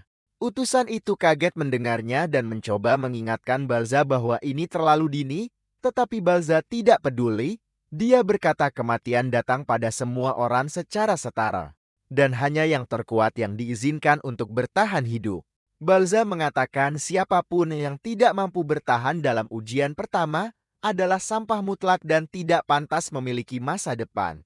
Petugas itu tidak punya pilihan lain selain mengikuti perintah bosnya. Balza menambahkan perintah yang lebih mengejutkan dengan memberitahu petugas itu untuk memanggil Freya. Dia terpaksa bertanya lagi dan Balza mengonfirmasinya, mengatakan dia ingin Freya yang mengawasi ujian tersebut. Karena Zeke kebetulan adalah anak yang menarik. Petugas itu menerima perintah dan pergi. Tetapi saat dia melangkah, Balza akhirnya menunjukkan kegembiraannya untuk melihat apa yang Zeke siapkan untuknya. Kemudian, Zeke dan siswa lainnya berada di lapangan latihan, mengikuti instruksi dari guru mereka.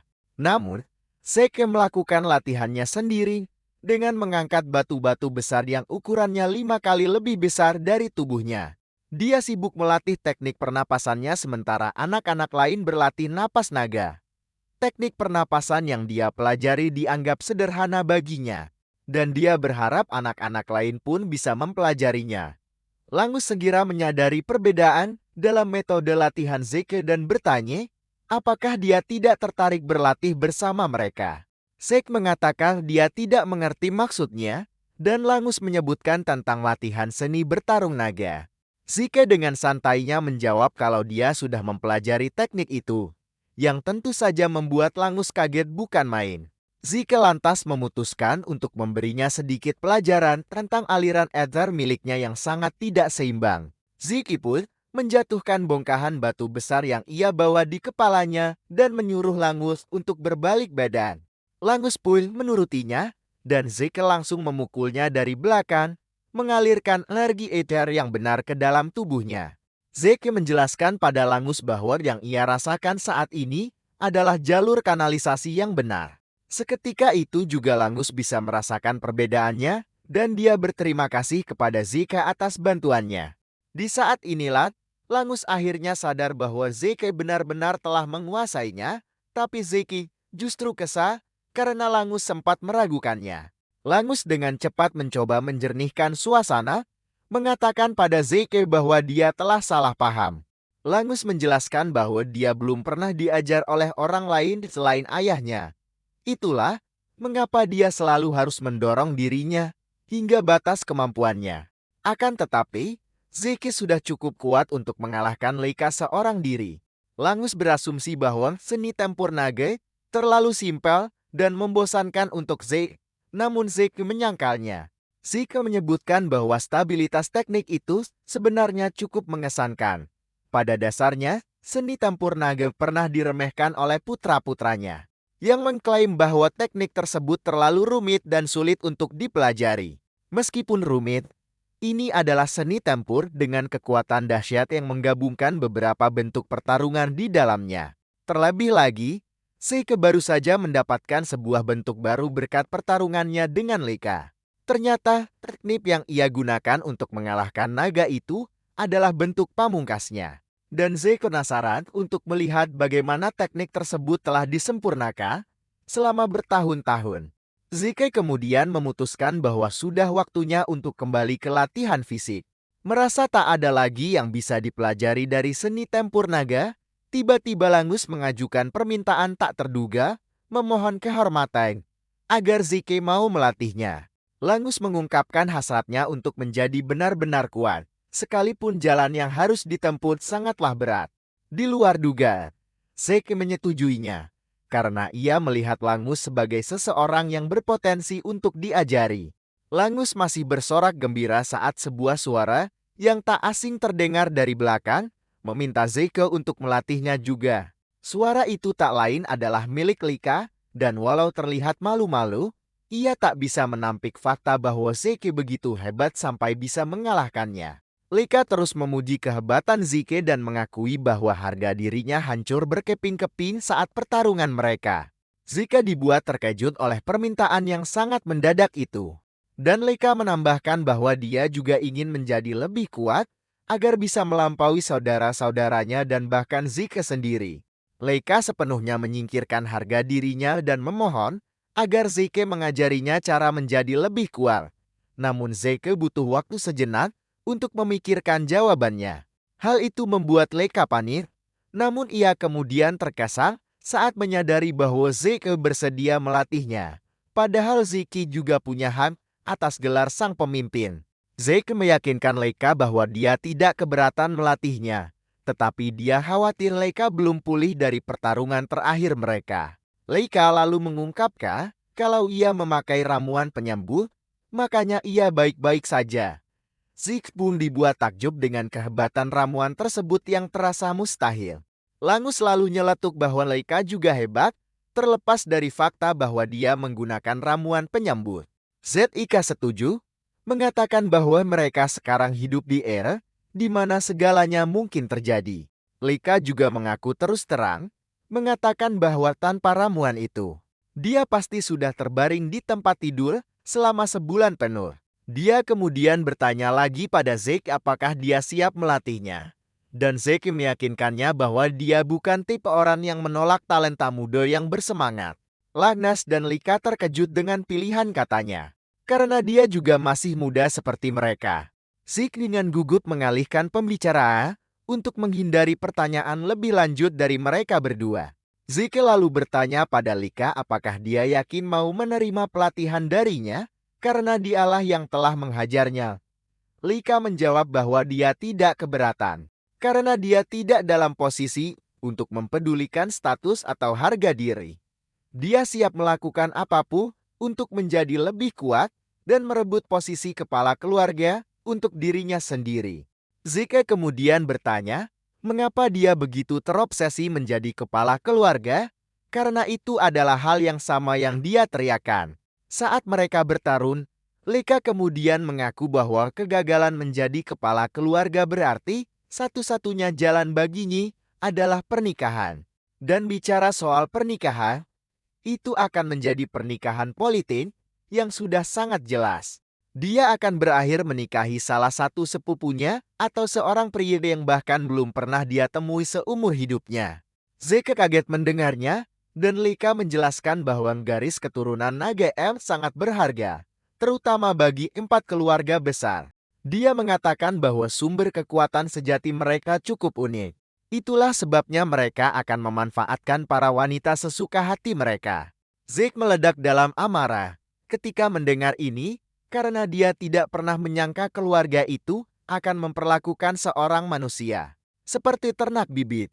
Zeke bersumpah bahwa dialah yang akan mengakhiri budaya dan tradisi sampah itu. Tiba-tiba, sang instruktur menarik perhatian para murid tentang fakta bahwa ada seorang instruktur baru yang telah datang. Dia memberitahu mereka bahwa instruktur tersebut datang meskipun sangat sibuk. Wanita berambut merah itu muncul entah dari mana dan mencoba menjawar telinga Leka. Tapi refleksnya langsung aktif dan dia mundur sebelum wanita itu bisa menyentuhnya. Wanita itu memuji refleks Leka, mengatakan kalau refleksnya cukup tajam. Sementara itu, Langus gemetar ketakutan, dan dia mencengkeram Zeke karena dia bahkan tidak bisa merasakannya. Sang instruktur akhirnya memperkenalkan wanita misterius yang berdiri di depan mereka. Sebagai Freya, Freya adalah anggota inti naga hitam, dan dia tersenyum sambil berkata senang bertemu dengan para murid.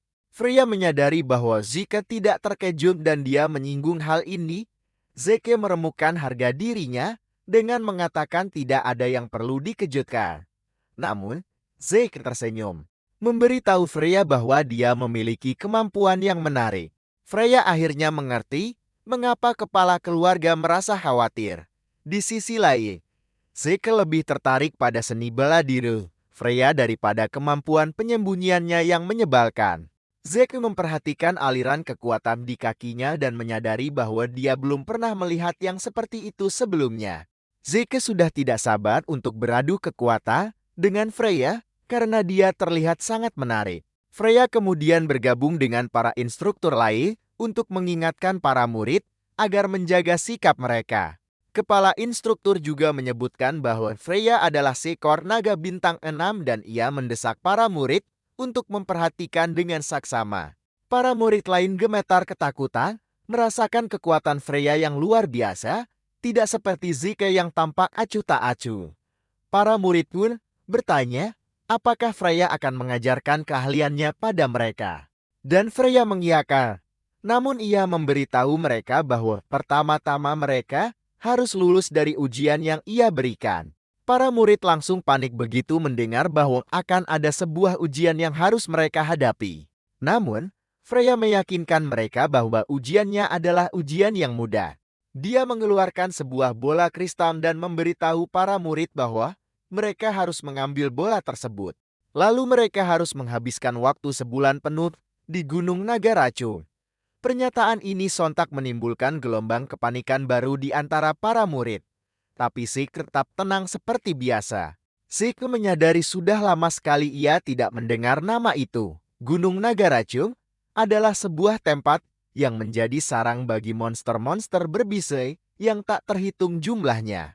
Bahkan tumbuhan di gunung itu sangat berbahaya, di mana menyenggol salah satunya saja bisa berarti ajal akan langsung menjemput bagi orang biasa. Zeke teringat bahwa di kehidupan sebelumnya, ia sering berlatih di tempat itu. Dia pun bertanya-tanya dalam hati, apakah gunung itu bukanlah tempat yang terlalu ekstrem untuk anak-anak ini? Freya mengungkapkan bahwa siapapun yang menghilang atau bola kristalnya pecah selama ujian akan secara otomatis didiskualifikasi. Salah seorang murid kemudian bertanya apa yang akan terjadi jika mereka gagal dalam ujian tersebut. Dan Freya memberitahu mereka bahwa konsekuensinya adalah dikeluarkan secara otomatis. Mengenai racun di gunung itu, dia memberitahu bahwa mereka mengendalikannya dengan menggunakan teknik pernapasan Nande. Dia meyakinkan mereka bahwa semuanya akan baik-baik saja selama mereka bisa menjaga bola kristal mereka dengan aman. Leka memprotes, mengatakan bahwa ada banyak monster di gunung itu, dan Freya dengan dingin menjawab bahwa sudah menjadi tugas mereka untuk menghabisi monster-monster tersebut. Pada dasarnya, ini adalah permainan untuk bertahan hidup selama sebulan atau gugur dalam prosesnya. Para murid mulai panik, tetapi Freya mendesak mereka untuk tenang karena mereka masih memiliki 5 hari sebelum ujian dimulai. Dalam kurun waktu 5 hari tersebut, mereka diharapkan untuk memilih dan mempelajari salah satu seni bela diri dasar milik keluarga naga Ape untuk membantu mereka bertahan hidup di gunung. Dia meyakinkan mereka bahwa begitu mereka memiliki gaya bertarung, akan lebih mudah bagi mereka untuk bertahan hidup. Akan tetapi, Dia menegaskan bahwa dia tidak akan bertanggung jawab atas apapun yang terjadi jika mereka tidak dapat menguasai gaya bertarung tersebut dalam waktu 5 hari. Salah seorang murid bertanya, apakah Freya akan turun tangan membantu jika mereka berada dalam bahaya? Namun dengan sangat serius dia mengatakan bahwa mereka harus berjuang sendiri. Freya percaya bahwa ujian ini sangatlah mudah dan mereka seharusnya bisa menyelesaikannya tanpa banyak kesulitan. Zeke terkejut mendengar semua ini, membuatnya bertanya-tanya apakah keluarga ini benar-benar sudah kehilangan akal sehat. Freya kemudian menyuruh mereka maju untuk mulai memilih buku panduan mana yang mereka inginkan. Langus terlihat bingung harus memilih apa, dan Zeke menyarankannya untuk mengambil buku panduan tombak. Zeke mengingatkannya bahwa dia pernah menggunakan tombak saat ujian masuk, dan mendengar hal itu, Langus pun langsung memantapkan pilihannya. Zeke juga menyadari bahwa Leika kebingungan harus memilih apa, dan ia memberitahunya untuk mengambil buku panduan kapak. Leika terkejut dan dia bertanya kepada Zeke mengapa dia harus memilih buku panduan kapak. Zeke berjalan santai sambil memberitahu Leika bahwa hal itu akan menutupi kekurangan yang dimilikinya saat ini. Karena ini adalah nasihat dari Zeke, Leika pun memutuskan untuk menurutinya. Begitu mereka semua selesai memilih, Freya memerintahkan mereka untuk berlatih selama beberapa hari ke depan. Freya menegaskan bahwa kegagalan dalam ujian ini hanya akan berujung pada kematian. Tiba-tiba, Freya menambahkan satu aturan lagi untuk membuat suasana semakin panas. Dia memberitahu mereka bahwa selama ujian berlangsung, para siswa senior dari gedung dalam akan mencoba untuk mencuri bola kristal milik mereka. Para senior yang akan ikut serta ini hanya memiliki satu tugas, yaitu untuk mencuri bola kristal mereka. Freya kemudian mencoba menenangkan mereka dengan berkata bahwa jumlah mereka lebih banyak. Jadi seharusnya mereka tidak perlu khawatir. Langis hampir kehilangan akal sehatnya ketika dia menyadari bahwa mereka harus melawan para monster dan juga para kakak kelas di saat yang bersamaan. Leika mengakui bahwa dia akan kesulitan melawan para senior karena mereka semua setidaknya berada di level bintang 2 atau lebih tinggi. Karena dia saja akan kesulitan, Leika yakin sebagian besar siswa akan tewas dalam ujian ini. Dan Zeke pun setuju dengannya. Namun, Zeke menyarankan mereka untuk membentuk kelompok berdua atau bertiga jika tidak sanggup menghadapinya sendirian. Zeke menambahkan bahwa tidak ada aturan yang melarang mereka untuk bekerja sama melawan para senior. Jadi, seharusnya mereka akan baik-baik saja. Langis selalu bertanya apa rencana Zeke, dan dia mengungkapkan niatnya untuk maju sendirian karena menurutnya itu lebih seru. Awalnya Leika ingin memprotes, tapi dia tiba-tiba teringat kalau Zeke memang bukan orang biasa dan kemungkinan besar dia benar-benar mampu melakukannya. Zeke tersenyum sambil berlalu, menyarankan agar mereka mencari makan dulu. 5 hari kemudian, para siswa telah berkumpul di kaki gunung, dan mereka semua sudah membawa senjata mereka masing-masing. Freya juga telah hadir di sana. Dan dia tampak menyukai kondisi cuacanya karena menurutnya sangat sempurna untuk ujian kali ini. Setelah dia selesai menyeringai penuh kepuasan, dia pun menyatakan bahwa ujiannya resmi dimulai. Seperti biasa, Langis tampak gugup dan dia bertanya-tanya apakah pantas baginya untuk satu tim dengan Leika. Karena bukan berasal dari keluarga bangsawan, dia merasa minder sampai dia mendengar rakyat biasa lain sepertinya, Celen, menyebutkan bahwa dia juga ada di kelompok Leika. Ternyata ada satu orang lagi, Raymond, yang akan bergabung dengan kelompok mereka, dan mereka semua adalah rakyat biasa. Leika kemudian memberitahu ketiganya bahwa dia tidak peduli soal status, karena dia mengundang mereka berdasarkan kemampuan mereka yang luar biasa. Langis tentu saja merasa senang karena telah terpilih. Dia meyakinkan Leika akan melakukan yang terbaik.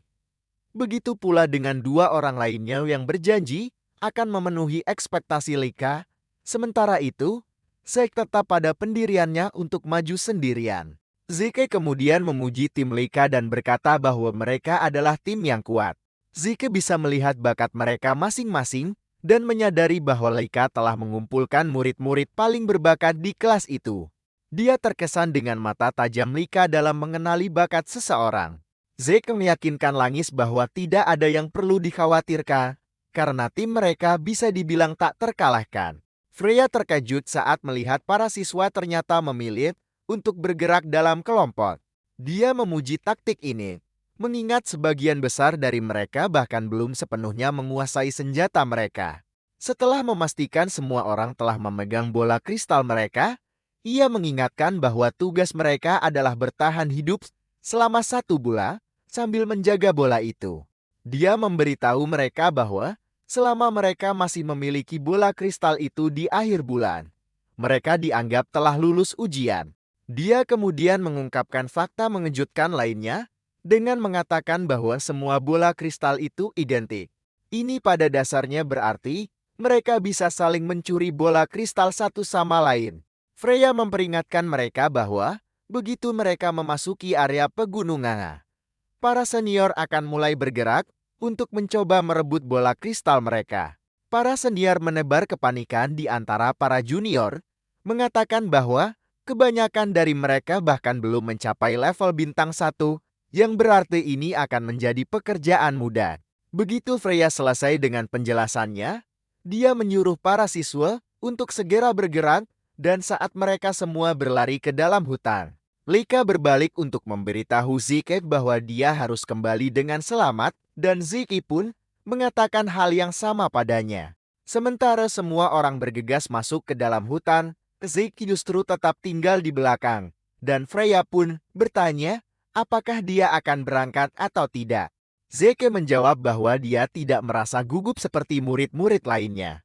Setelah semua orang bergegas masuk lebih dulu, Zeke baru mulai berjalan santai memasuki hutan.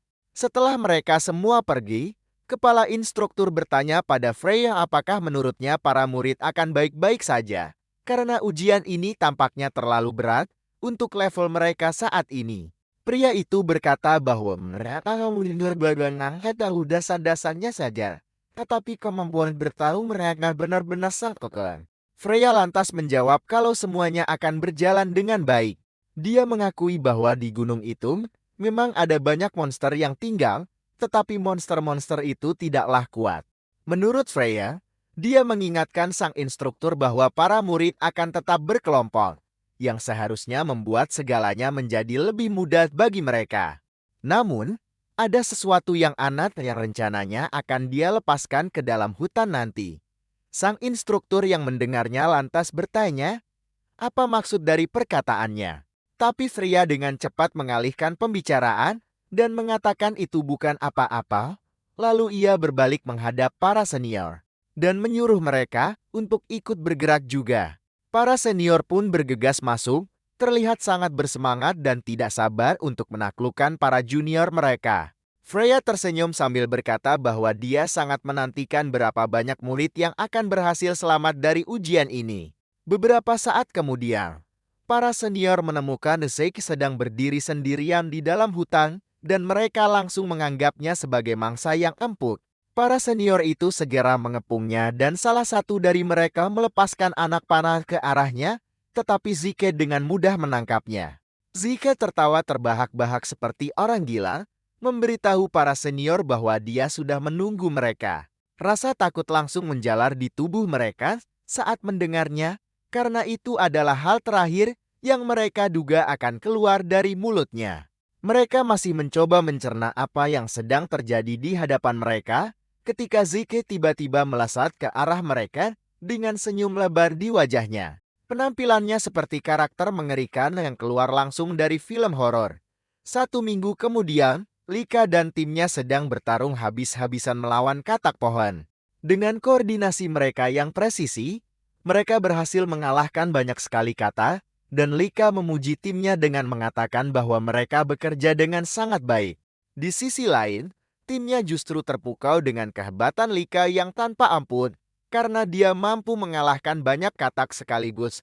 Lika memberitahu mereka untuk tidak kaget, karena dia jelas sudah berada di level bintang 2, dan sekumpulan katak pohon bukanlah apa-apa baginya. Selain itu, dia juga terkesa karena mereka semua telah menjadi lebih kuat sejak ujian ini dimulai 1 minggu yang lalu. Celine dan Raymond, keduanya telah berhasil mencapai bintang 1 selama periode ini. Mereka berdua sangat senang, tapi semua pujian mereka berikan kepada Lika, mengatakan bahwa ini semua adalah berkatnya. Sementara itu, Langus justru belum mendapatkan bintang sama sekali dan dia tampak sangat putus asa. Rekan satu timnya menyadari hal ini dan meyakinkannya bahwa dia tidak tertinggal dari yang lain dalam hal menjadi lebih kuat. Mereka mengatakan padanya bahwa tidak ada alasan untuk terburu-buru. Langus pun menerima semangat dari mereka dengan sedikit senyuman. Lika kemudian memberitahunya bahwa kemampuannya mengalahkan para katak, bahkan tanpa memiliki bintang, adalah sebuah pencapaian yang luar biasa. Terlebih lagi, Lika menambahkan bahwa Langus sudah berlatih bersama Zeke sebelum ujian dimulai. Dan latihan itu telah membuat permainan tombaknya menjadi sangat sempurna tanpa celah. Lika meyakinkan Langus bahwa hanya masalah waktu sebelum dia mencapai bintang 1. Karena hari sudah mulai gelap, Lika menyarankan agar mereka semua kembali ke markas. Bagaimanapun juga, sangat berbahaya bagi mereka untuk terus bergerak dalam kegelapan. Namun setibanya di markas, mereka disambut dengan sebuah kejutan. Seorang kakak kelas ternyata sudah menunggu mereka, dan begitu melihatnya, mereka semua langsung mengambil posisi bertahan. Leka bertanya, apakah dia datang untuk mencuri bola kristal mereka? Dan pria itu menjawab bahwa memang hanya itu tujuannya datang ke sana. Leka pun sadar bahwa mereka akhirnya berhadapan dengan seorang kakak kelas, dan dia adalah seorang penyandang bintang 2. Lika menyarankannya untuk berbalik dan pergi saja, karena dia tidak akan mungkin bisa mengalahkan mereka semua sendirian. Tapi, senior itu memberitahu Lika bahwa asumsinya itu salah besar. 3 kakak kelas lainnya, yang merupakan bintang 1 muncul dari belakang, mengepung tim Lika. Pria itu lalu mengajak Leka, mengatakan bahwa dia mungkin memang kuat. Tapi di saat yang bersamaan, dia tidak akan bisa mengalahkan mereka semua sambil melindungi para beba yang menyebut diri mereka rekan satu timnya. Pria itu menyuruh Lika untuk menyerah saja. Tapi Lika menolak mentah-mentah dan keduanya langsung maju menyerang satu sama lain. Lika memerintahkan yang lain untuk tetap waspada dan menjaga diri sampai dia selesai membereskan urusannya dengan si senior bintang 2 itu. Pertarungan sengit pun pecah antara sisa anggota tim dan para kakak kelas. Para senior itu mendesak tim Lika untuk menyerahkan kristal mereka baik-baik. Tapi tentu saja, tidak ada satupun dari mereka yang bersedia melakukannya. Langus mendapati dirinya berhadapan 1 lawan 1 dengan salah satu senior bintang 1 yang paling tangguh di sana. Dia pun mulai berpikir keras tentang apa yang harus dilakukan. Tiba-tiba, pikirannya melayang kembali pada percakapannya dengan Zeke. Saat itu, dia bertanya pada Zeke apa yang harus dilakukan ketika berhadapan dengan lawan yang jauh lebih kuat. Zeke justru menghancurkan harapannya dan menyuruhnya untuk menyerah saja. Tentu ini mengejutkan Langwa. Tapi Zeke menjelaskan bahwa itu adalah hal yang paling wajar untuk dilakukan. Mengingat dia sama sekali tidak punya peluang untuk mengalahkan penyandang bintang 3 atau bahkan bintang 4 seorang diri. Akan tetapi, Zeke memberitahunya bahwa dia mungkin punya sedikit kesempatan jika yang dia hadapi adalah musuh bintang 1. Karena mereka semua sedang fokus pada ujian, Zeke memberitahu Langus bahwa monster terkuat di gunung ini adalah level bintang 2. Selain itu, kakak kelas yang akan mereka lawan paling tinggi juga hanya bintang 2. Dengan perhitungan ini, Zeke mengatakan bahwa Langus memiliki sedikit peluang. Zeke memberitahu Langus bahwa taktiknya tidak ada yang rumit sama sekali. Zeke berkata bahwa yang perlu dia lakukan hanyalah menunggu sebuah celah, dan ini membuat Langus bingung. Zeke menjelaskan bahwa dia punya kesempatan untuk membalikan keadaan saat melawan musuh bintang 1. Langus bertanya, bagaimana caranya menemukan celah itu? Dan Zeke menjawab bahwa yang harus dia lakukan hanyalah terus bertahan. Zeke menjelaskan, kalau pilihan satu-satunya hanyalah bertahan sampai musuh akhirnya lengah dan meninggalkan celah. Langus pun ngeri mendengarnya. Zeke pun mengingatkan kalau Langus sedang berhadapan dengan lawan yang jauh lebih kuat, yang artinya mustahil baginya untuk menciptakan celah sendirian. Zeke menegaskan bahwa Langus harus terus bertahan sekalipun rasanya seperti mau mati, karena kalau gagal, maka kesempatannya akan benar-benar lenyap. Zeke meyakinkan Langus dengan levelnya yang sekarang, dia seharusnya mampu bertahan melawan musuh yang tangguh sekalipun. Langus tampak ragu dengan semua itu, tapi Zeke menyuruhnya untuk percaya pada kemampuannya sendiri agar strategi ini berhasil. Selain itu, Zeke juga melarangnya untuk berpikir terlalu rumit. Zeke menambahkan, dia tak perlu pusing-pusing mencari celah, karena lawannya sendiri yang akan memberikan celah itu pada saat yang paling tepat. Dengan begitu, dia akan mendapatkan kesempatan emas untuk menjatuhkan musuhnya dengan tombak. Bahkan saat Langus kini berhadapan dengan lawan yang lebih perkasa. Kata-kata Zeke terus terngiang di kepalanya, dan Langus pun mengakui kalau dirinya memang lebih lemah, tapi dia harus bertahan dan menunggu datangnya sebuah celah. Setelah berulang kali mencoba menerobos pertahanan Langus dan selalu gagal, lawan Langus menjadi frustrasi, dia pun melompat tinggi ke udara, berniat menghantamnya dari atas. Akan tetapi, gerakan inilah yang justru memberikan celah yang selama ini ditunggu-tunggu Langus, dan tanpa ragu, dia langsung menghujamkan tombaknya tepat ke arah lawannya itu hingga membuatnya tumbang. Hal ini tentu saja membuat lawannya syok berat dan tak percaya dengan apa yang dilihatnya di saat yang bersamaan. Langus pun akhirnya berhasil naik ke jajaran prajurit bintang 1. Sementara itu, di tempat lain, Leika juga sedang menghajar lawannya habis-habisan. Padahal lawannya itu juga seorang prajurit bintang 2. Leika mampu melakukan semua ini berkat teknik-teknik pedang yang disarankan oleh Zeke untuk ia pelajari. Leika berhasil mendominasi lawannya dan langsung menebasnya sebagai balasan karena telah berani mengincar dirinya dan timnya. Setelah membereskan lawannya itu, Leika segera berlari kembali ke timnya dan mendapati bahwa teman-temannya juga telah memenangkan pertarungan mereka masing-masing. Tim mereka pun merayakan kemenangan ini, dan mereka juga tak lupa memberikan selamat kepada Langus yang berhasil meraih bintang pertamanya. Langus sangat menghargai ucapan mereka dan mengakui kalau dirinya benar-benar bahagia saat itu. Leika merasa yakin bahwa kini mereka punya peluang lebih besar untuk menghadapi lawan-lawan yang lebih tangguh sekarang setelah semua anggota timnya memiliki bintang. Setelah pertempuran usai, Leika tiba-tiba mengungkapkan rasa penasarannya tentang bagaimana keadaan Zeke saat ini. Tanpa mereka sadar, Zeke sedang menggebuki para seniornya seolah mereka hanyalah samsak latihan, dan mereka yang berhasil kabur darinya sudah pasti menganggap Zeke sebagai monster yang mengerikan. Nah, guys, sekian dulu untuk video kali ini. Kalau kalian suka videonya, jangan lupa komen lanjut di kolom komentar ya. Jangan lupa juga buat subscribe channel ini, nyalain loncengnya, dan like videonya. Terima kasih sudah nonton, dan sampai jumpa di video selanjutnya.